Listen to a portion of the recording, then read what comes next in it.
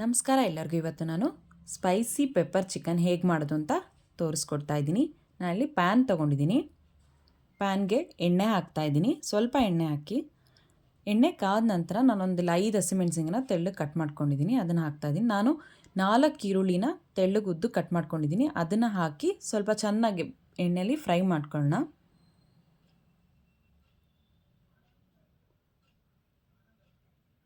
ಒಂದು 2 ನಿಮಿಷ ಫ್ರೈ ಮಾಡೋಣ ಎಣ್ಣೆಯಲ್ಲಿ ಈರುಳ್ಳಿನ.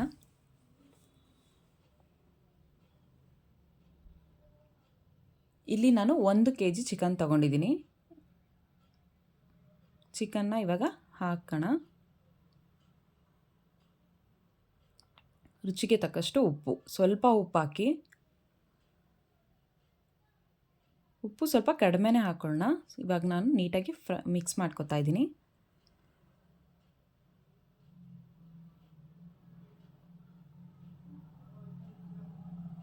ಇವಾಗ ನಾನು 1.5 ಸ್ಪೂನಷ್ಟು ಸೋಯಾ ಸಾಸ್ನ ಹಾಕ್ತಾಯಿದ್ದೀನಿ.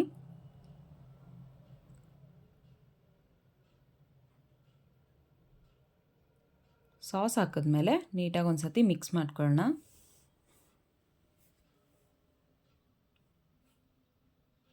ಮಾಡೋದು ಈಸಿ, ಹಾಗೆ ಅಷ್ಟೇ ಟೇಸ್ಟ್ ಆಗಿರುತ್ತೆ. ಒಂದು ಸತಿ ಟ್ರೈ ಮಾಡಿ.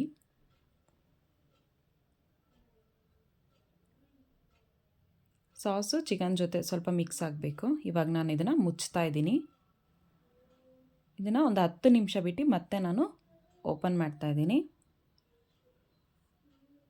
ನೋಡಿ, ಇನ್ನೂ ನೀರಿದೆ. ಇನ್ನೊಂದು ಸತಿ ಮಿಕ್ಸ್ ಮಾಡೋಣ ಎಲ್ಲ ನೀಟಾಗಿ.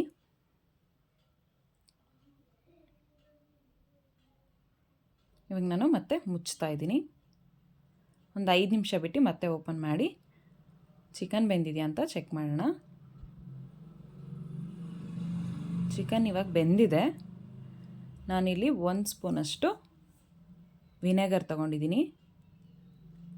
ವಿನೆಗರ್ ಹಾಕಿ ಒಂದು ಸತಿ ನೀಟಾಗಿ ಮಿಕ್ಸ್ ಮಾಡ್ಕೊಳ್ಳೋಣ. ಬ್ಯಾಚುಲರ್ಸ್ಗೆ ಈಸಿಯಾಗಿ ಮಾಡ್ಕೋಬೋದು, ಯಾರು ಬೇಕಾದರೂ ಮಾಡ್ಕೋಬೋದು. ಮತ್ತು ಇವಾಗ ನಾನು ಮುಚ್ತಾ ಇದ್ದೀನಿ. ಒಂದು 2 ನಿಮಿಷ ಮುಚ್ಚಿ ಮತ್ತೆ ಓಪನ್ ಮಾಡಿ. ಇವಾಗ ನಾನಿಲ್ಲಿ 1.5 ಸ್ಪೂನಷ್ಟು ಮೆಣಸು ಪುಡಿ ತೊಗೊಂಡಿದ್ದೀನಿ.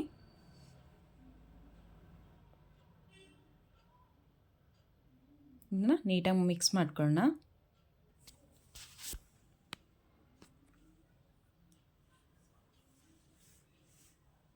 ಟ್ರೈ ಮಾಡಿ, ಮತ್ತೆ ಮತ್ತೆ ಮಾಡ್ತೀರಾ. ಇವಾಗ ನಾನು ಮುಚ್ತಾ ಇದ್ದೀನಿ. ಇವಾಗ ಒಂದು ಸತಿ ಮತ್ತೆ ಓಪನ್ ಮಾಡಿ. ಪೆಪ್ಪರ್ ಚಿಕನ್ ಜೊತೆ ಚೆನ್ನಾಗಿ ಮಿಕ್ಸ್ ಆಗಿರುತ್ತೆ.